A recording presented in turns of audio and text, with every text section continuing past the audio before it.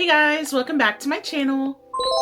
Today I'm going to be showing you 15 crochet tips for beginners. I personally started crocheting in November of 2023, so I really haven't been crocheting that long, but I have learned a lot in this past year and a half, and I would love to share some tips with any beginners or just anyone who just wants to tune in and see what I have to say. So yeah, let's go ahead and jump right into it.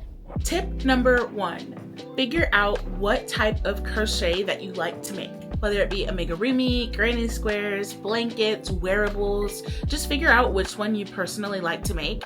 I personally love to make amigurumi. Let's say if I wanted to make like a scarf, or if I wanted to make a sweater or a cardigan or anything like that, I might feel discouraged because it's not personally what I like to make. It's very easy to give up on something if you're honestly just not into it. So figure out what you love to do and start off there.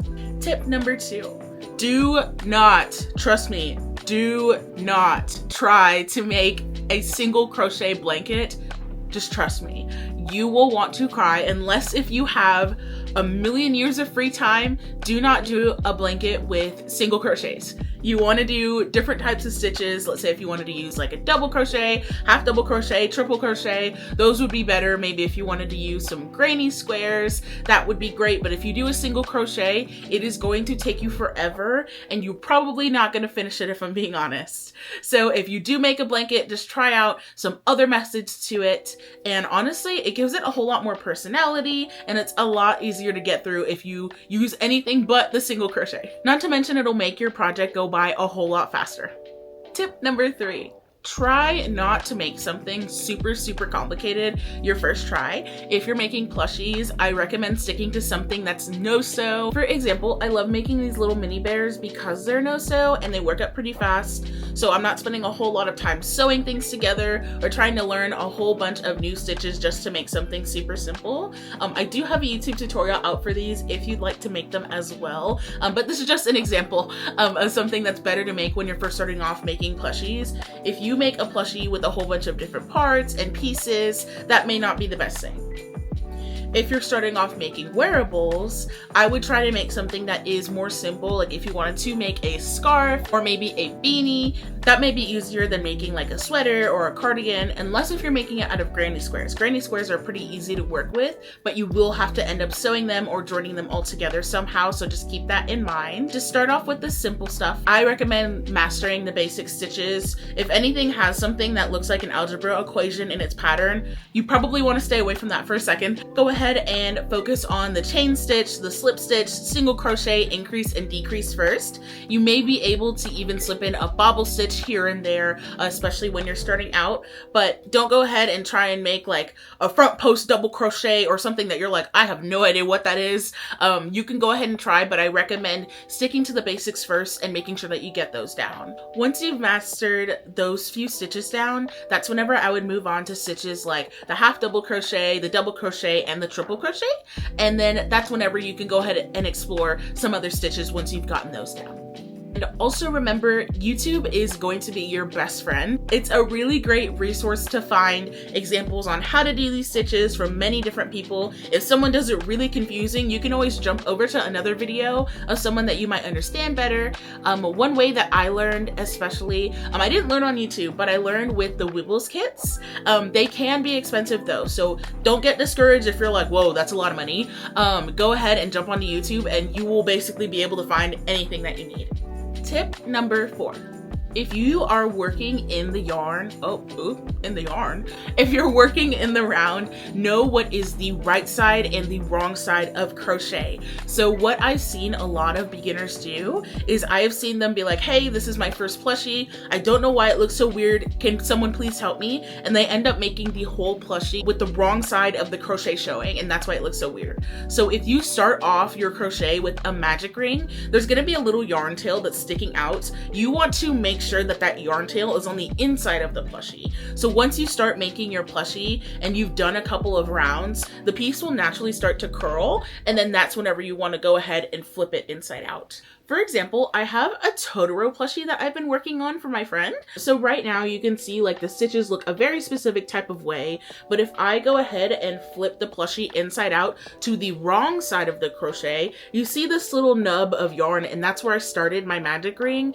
And then you can see that the stitches look a lot different than what they did on the outside. You can kind of see there's like some lines going across these horizontal lines, and that is also one way to tell that it's the wrong side of the crochet. And on the right side of the crochet, they should all pretty much just look uniform for you. So that is one easy way to tell.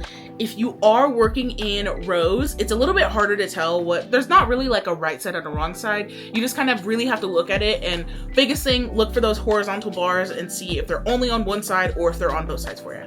Tip number 5, your hook size and yarn size affect your project a lot. They are very, very important. So it's really nice to know what hook size to use with what yarn. One way that I am able to tell is if you have some yarn, right now I have some Premier Parfait Chunky on the label. There is a place to see. So right here, it's telling me that this is size 6 yarn and it is super bulky. And then over here, this is what the recommended hook sizes are based on the yarn. On this yarn, it says to use an 8mm hook. A lot of the times I don't like to go off of the label, because if I used an 8mm hook with Premier Parfait Chunky, it probably wouldn't turn out the best for what I usually crochet. But like I said, it really depends on what your project is. A great way to tell what hook size to use with your yarn is by taking your crochet hooks and matching them with the actual size of the yarn. If I took a 2.5mm crochet hook, this is a lot smaller than my yarn, so I probably wouldn't want to use this. You could technically still use it, but it probably wouldn't work the best. But if I go ahead and take a 5mm hook up to the yarn, it's pretty much a match. So basically they're the same width. So a lot of times I love using a 5mm hook for Premier Parfait Chunky. If I'm using Brene blanket yarn, I could use anywhere from a 6mm hook to an 8mm hook.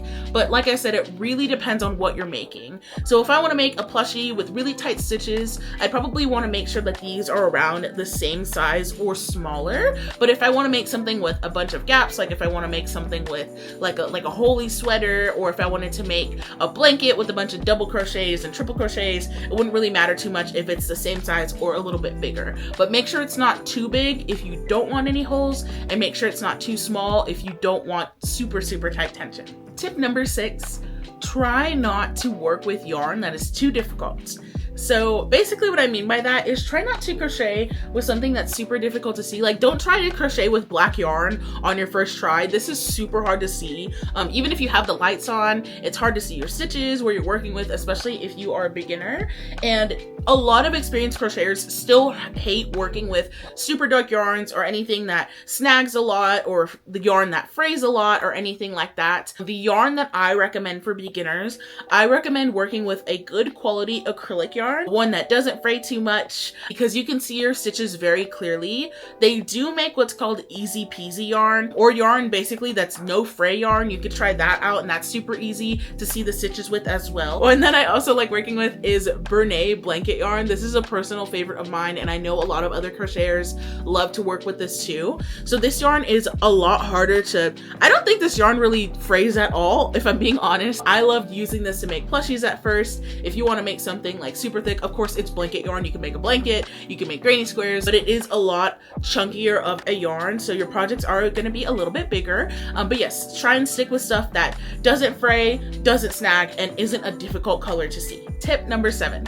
Know the difference between crocheting in the round versus crocheting in the row. When you crochet in rows, most of the time you are going to work along the row, and then once you get to the end of the row, you are going to chain 1, turn your work, and then work down the other side of the row. This was never really clarified for me whenever I started crocheting, so I was really confused when I started to crochet in the row. When you make amigurumi, you crochet in rounds. So whenever you get to the end of your round, you don't chain 1, you just keep going. So you just go around and around. But ultimately, it depends on what you're working on and what the pattern says for you to do. Tip number 8, figure out what you like to make and what you are actually going to make before you go out and buy yarn. Now, I know. It is very addicting to go out and buy a whole bunch of yarn. I am guilty of it. I know that a lot of people are, especially with going to craft stores. You literally don't need anything, but you fall in love with the yarn and you fill your cart with it and they have deals. Very easy. However, with any craft or hobby, you want to make sure that you're being financially conscious, especially when you're first starting out. Let's say if I was a rocket scientist, I probably wouldn't go out and buy a $200,000 rocket to start out and do my first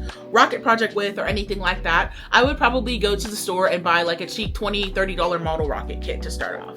It just doesn't make sense if you go in and spend $1 million when you don't really know everything that's going on yet. And if you're trying to get into crochet, you probably like a lot of other crafty hobbies, so you know what it's like to want to go ahead and buy everything so you can try everything. I am guilty of it too. Start off with just a few colors and a few supplies that you might need. I'll link some stuff down in the description below as well. Tip number 9, when a pattern says weave in your ends, make sure that you actually weave in that yarn tail back and forth multiple times instead of just once. This wasn't really clarified for me as well, or I think it was, but I just forgot because there was just so much other stuff going on with crochet that I was trying to remember. I ultimately just forgot this. I would honestly weave in my yarn tails just once, and I don't know how many projects that if I keep for several years are going to come unraveled because I did that. So if you really want your crochet projects to last and actually be really good quality, you want to make sure that you weave those in and make sure that those tails are secure. If crochet isn't secure and it comes undone, like there's really no saving it at that point. So make sure you do that now and get that step down now so you don't have to suffer in the future. Tip number 10, you can glue together crochet, but know the risks. Gluing a project is about 10 times easier than sewing and a lot faster. However, if you want good quality crochet projects that last for a really long time, you really just want to go ahead and invest to sewing it all together. Especially if the project is going to be for, let's say, like a small child or a dog, because they're honestly really strong. Like dogs, you understand, you're like, hey, like they can tear anything apart basically. But some of them kids, they're strong. So if you really want it to last, go ahead and sew it together. Not to mention, you don't want anybody eating glue, even though I know some kids and some dogs will do it anyways, but it's best to avoid it at all times if possible. Tip number 11, learn to work on reading crochet patterns. It's nice to follow video tutorials in the beginning, but ultimately to grow as a crocheter, you want to start to wean off of those videos and try to start to work with just the pattern and the reference photos only. This will build you towards being able to someday write your own patterns and potentially sell them as well. Tip number 12, improper yarn tension can ruin a whole project. So this drove me crazy whenever I was learning how to crochet because a lot of my projects actually ended up with a bunch of holes in them that I really didn't like. One thing that can help with this is by getting a tension ring. Tension rings they're really cheap. They're actually like $2 to $4 on Amazon. I can link the one that I have down below. This is my tension ring. So I literally just put it on my finger and then I put the yarn in here whenever I grab it, and it helps me have consistent tension throughout my entire project. It's really nice, especially when you're starting off, so that you can get that tension down and eventually you don't need the tension ring anymore. But if you are working with a project that needs super tight tension, you can always use your tension ring. That way your fingers don't feel like they're gonna fall off by the end of your project. But it ruined a lot of projects for me when I started off because I didn't have great tension. There's actually a project that I have right now. I was making a dragon for my friend, and if we kind of zoom in,